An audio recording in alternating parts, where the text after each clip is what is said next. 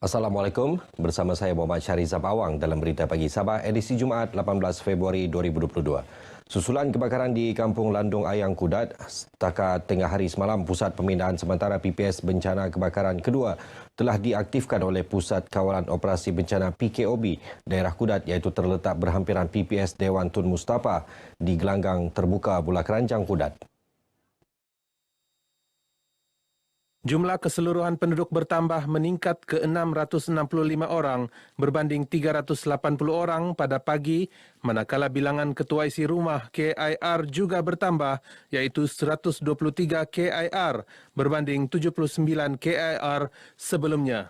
Jumlah berkenaan bagaimanapun dijangka akan bertambah, tiada laporan kecederaan atau kematian dilaporkan. Alhamdulillah, kita juga menyediakan guru kaunseling ataupun kaki tangan yang boleh memberi nasihat.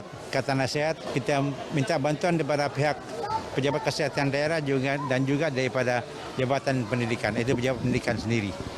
Istri saya sudah call, rumah saya terbakar, dia bilang. Ada kata rumah terbakar, jadi saya terus ke sinilah. Dalam masa itu ada sudah 3 atau 4 buah rumah yang terbakar. Saya dalam rumah masa itu untuk mengurus sebab saya baru pulang daripada hospital Queen. Saya dalam keadaan yang berkemas-kemas, orang katakan. Tiba-tiba jiran memanggil, dia cakap keluar secepat mungkin sebab api itu merebak. Masa kejadian kemarin saya sepertinya di kedai, tapi saya mendapat telepon daripada istri bahawa ada kebakaran di Landung Ayang. Selepas itu saya turun pergi sana, didapati ada 2 buah rumah kena bakar. Sangat cepat dia merebak itu api.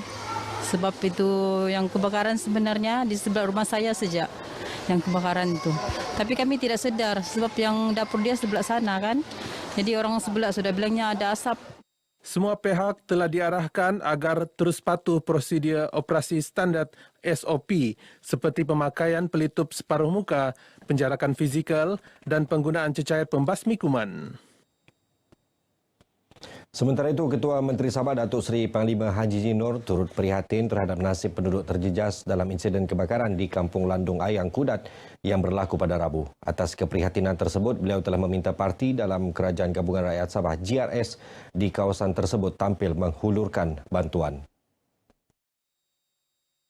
Saya juga mendapat panggilan telefon daripada Ketua Menteri kita sendiri dan beliau berkata akan membantu kita segera. Alhamdulillah, beliau membantu kita dengan segera untuk mendapatkan tempat pemindahan sementara. Itu kita menyediakan bantal, tilam, makanan dengan cepat. Nurliza menyatakannya di Pusat Pemindahan Sementara PPS Bencana Kebakaran Dewan Tun Mustapha di Kudat. Manakala Ketua Pemuda UMNO bahagian Kudat, Akram Ismail, selain menghulurkan bantuan, turut membantu mencadangkan tapak baharu perkampungan yang lebih sistematik. Bersama-sama kita bantu dalam kerajaan GRS ini, pastikan bahawa kita membantu mangsa. Kita amat prihatin sungguh. Dan UMNO banyaklah kita akan bercadang untuk bantuan-bantuan seterusnya. Setakat ini kami sudah bantu tapau makanan dengan kemudian barang terpakai, bekalan air bersih. Semuanya dari orang awam dan NGO lain juga. Tinjauan turut mendapati pelbagai bantuan telah diserahkan di PPS Dewan Tun Mustapha untuk diagihkan kepada penduduk terlibat. Antara bantuan berkenaan adalah minuman, baju terpakai serta keperluan makanan dan harian. Beralih perkembangan semasa COVID-19, 3 lagi kluster baharu melibatkan institusi pendidikan di Sabah. Dalam kenyataan Menteri Kerajaan Tempatan dan Perumahan, Datuk Seri Panglima Masidi Manjun, kluster berkenaan adalah kluster Batu 6 Kota Belud, kluster Jalan Sugut Ranau dan kluster Kemburongoh 2 Ranau. Kluster Batu 6 Kota Belud melibatkan pelajar asrama SMK Taun Gusi 2 yang dikesan bergejala dan disahkan positif 10 Februari lalu dan telah menjangkiti 19 individu lain.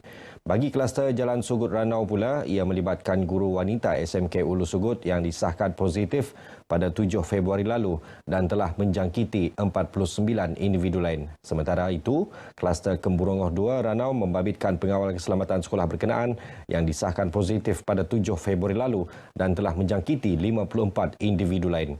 Semua pesakit telah diasingkan dan diberi rawatan selanjutnya manakala kontak rapat tidak bergejala di arah kuarantin. Semalam, Sabah merekodkan 4,794 kes jangkitan baharu menurun 288 kes berbanding pada Rabu. 14 kes kematian dilaporkan manakala 1,708 kes sembuh. Baik, seterusnya kita ikuti statistik terkini kes baharu mengikut daerah dan kadar vaksinasi bagi Sabah.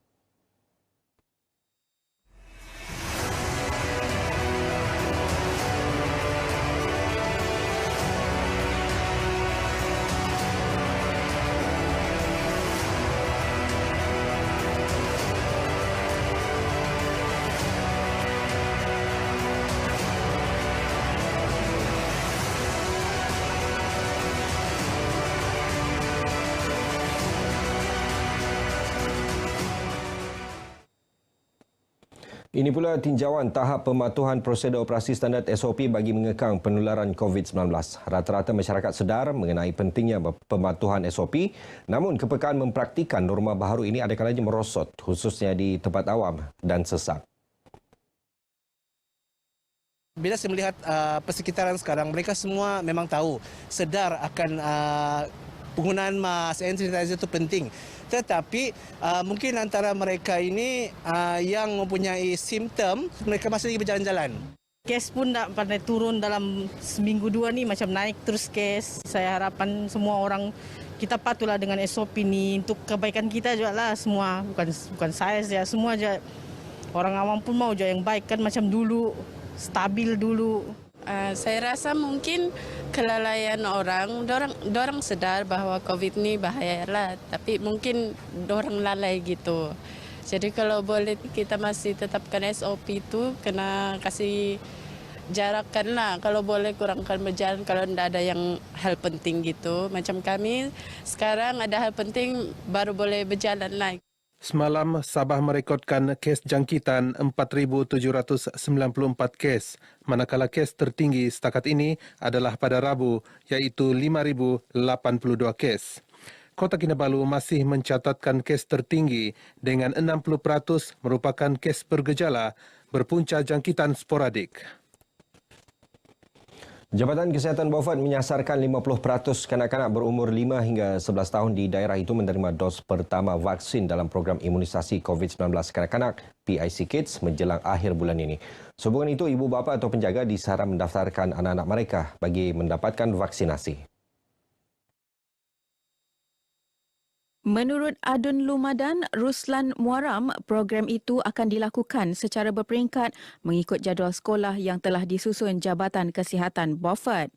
Kita telah pun dipahamkan oleh KKM daerah Beaufort vaksin yang akan dilaksanakan di Dewan Pengusaha ini sehingga Sabtu ini. Sasaran KKM untuk anak-anak sekolah ini sehingga akhir bulan Februari ini sekurang-kurangnya mendapat mencapai 50% menerima vaksin lah. Beliau berkata demikian kepada RTM selepas meninjau pelaksanaan PIC Kids di Dewan Pak Musa, Beaufort. Sementara itu, ibu bapa menyambut baik program tersebut yang diyakini dapat melindungi anak-anak mereka daripada risiko jangkitan COVID-19.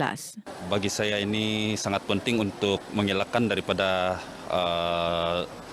terkena jangkitan yang serius lah, yang mengakibatkan jangkitan di paru-paru. Jadi saya rasa vaksin untuk anak-anak ini sangat penting. Happy aja sebab antibody tubuh kan dia makin kuat.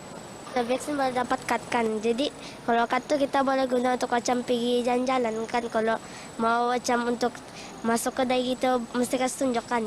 Bagi kami sebagai ibu bapa lah kan, amat sesuai lah dibagi dengan anak-anak vaksin. Sebab anak-anak ni kena aktif kan. Ada masanya diorang keluar-keluar dengan kawan-kawan. Jadi perlu dibagi untuk sistem imun badan lah. Setakat ini, seramai 390 kanak-kanak berumur 5 hingga 11 tahun di Beaufort telah menerima suntikan vaksin sempena PIC Kids di Dewan Pak Musa ini yang bermula Selasa lalu. Ini pula mengenai inisiatif pemberian vaksin kepada yang layak. Universiti Malaysia Sabah UMS telah mengaktifkan semula operasi Pusat Pemberian Vaksin Institusi Pengajian Tinggi PPV IPT UMS bagi pemberian dos penggalak vaksin COVID-19 sejak 11 Januari lalu. Naib Chancellor UMS Profesor Datuk Dr. Taufik Yap Yun Hin dalam kenyataan berkata, sehingga kini sejumlah 1,913 suntikan vaksin dos penggalak jenis Pfizer telah diberikan, merangkumi 179 dos kepada kekitangan UMS, 1,183 dos kepada pelajar UMS serta 550 kepada orang awam. PPV berkenaan beroperasi setiap Isnin hingga Jumaat bermula 9 pagi hingga 4 petang dengan menyediakan 100 dos suntikan vaksin dos penggalak setiap hari. PPV IPT UMS juga akan menjayakan program imunisasi COVID-19 kebangsaan kanak-kanak PIC Kids melalui pemberian suntikan vaksin kepada kanak-kanak berumur 5 hingga bawah 12 tahun bermula hujung bulan ini. Sebarang pertanyaan hubungi PPV IPT UMS atau WhatsApp di talian 088 329 201. Baik saudara, sekian berita pagi Sabah untuk kali ini. Terus patuhi SOP bagi mengekang penularan COVID-19. Lindung diri, lindung semua. Saya Muhammad Syarif Samawang, salam hormat.